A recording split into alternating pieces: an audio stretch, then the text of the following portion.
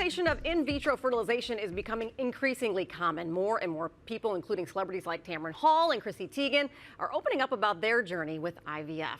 Here to share her story is mom of two, Kendra Cole. Welcome. Thanks for being here. Thank you so much for having me. Congratulations on the two. Thank you. That's wonderful. Thank you. So you got married. You guys knew you wanted to have kids. Did you realize right away you were going to have problems? So actually, we got pregnant with my first naturally, and she was born in 2017. No issues.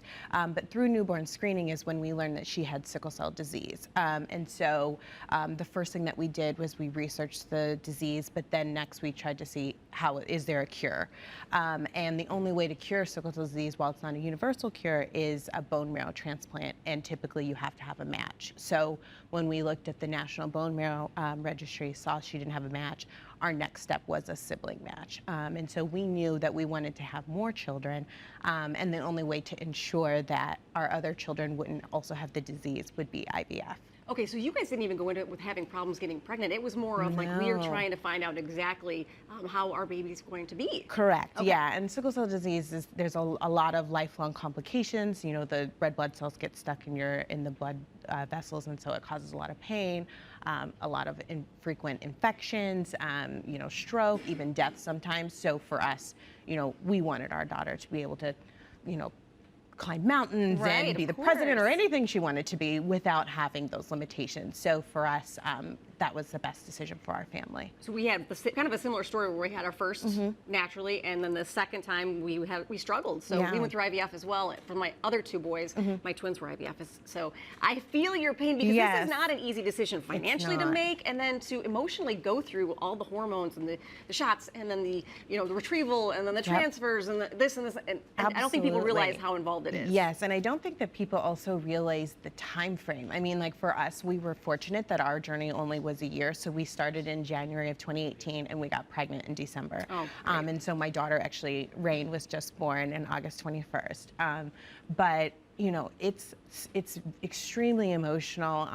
It's trying on your marriage as well. And we went through couples counseling, which was great for us.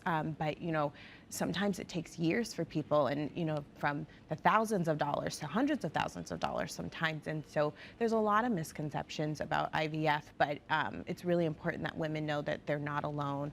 And this is not something that is uncommon. It's actually very common in women in different couples.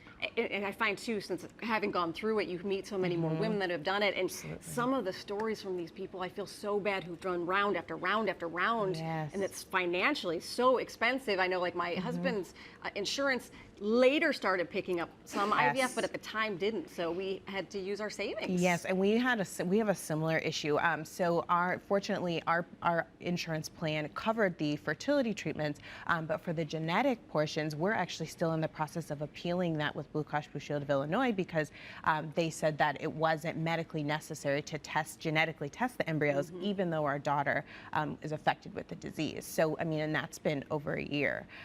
So that was for us, you know, about $20,000 that was straight out of pocket. And so it is not an easy lift at all, but for us, you know, we made it work, and we knew that that was the best decision for our family. So we're so happy that our daughter Rain is a sibling match for our daughter Callie. And so are you guys done? Well, I don't know. We'll see. It's still early on. It's still early. I'm only 6 weeks out. Yeah, so, oh my gosh, you look fantastic. Thank you so much. I'm only 6 weeks out, so it's like one of those things where we want to get through that together. And and then and Callie will tentatively have her transplant in spring of 2021. So I think once we get through that, we'll see if we have another. We have 3 more embryos left. So and there's always that. Yes. All right. Well, keep us up to date, and thank you so much for being here. Thank you so much. Appreciate it. Yeah.